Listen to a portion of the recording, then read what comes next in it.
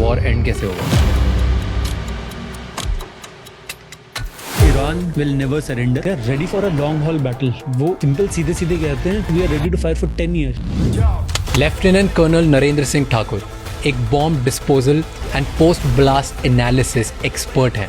इन्होंने 8 मंथ्स पहले ही accurately predict कर लिया था ईरान इजराइल यूएस वॉर होने वाला है। ईरान एग्जैक्टली कैसे फाइट करेगा उसका प्रिडिक्शन उन्होंने स्पॉट ऑन किया था।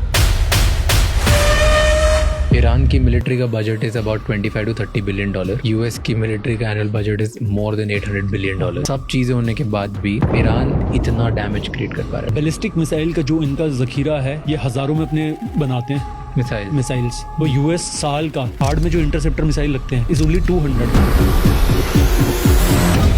उन्होंने हमें बताया कि ईरान जैसी स्मॉल कंट्री कौन से ऐसे सस्ते वेपन्स के साथ यूएस के बिलियंस ऑफ डॉलर्स के वेपन्स से फाइट कर रही है और कैसे ये वॉर वर्ल्ड इकोनॉमी को कोलैप्स कर सकती है। अब शाहिद ड्रोन है 20 to 40,000 डॉलर्स की कॉस्ट है उसकी, going against interceptor missiles which are 3 to 4 million. 30-40 lakh के ड्रोन को रोकने के लिए 70-80 करोड़ रुपए यूएस को खर्चा करना पड़ता है। फर्स्ट 100 आवर्स में they have put up 7 to 8 billion dollars and they have got a nuclear bomb.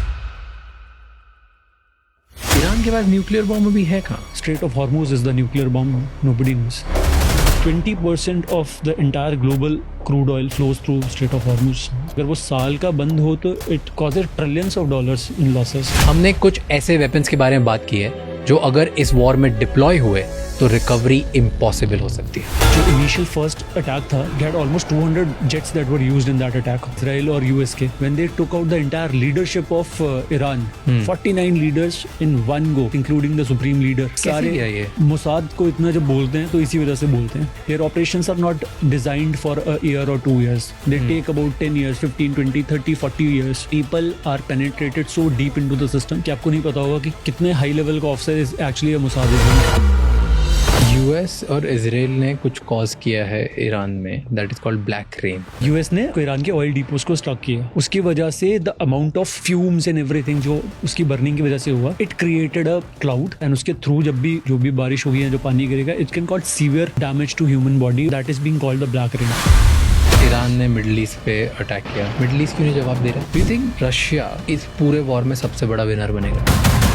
Do you think US will use mother of all bombs?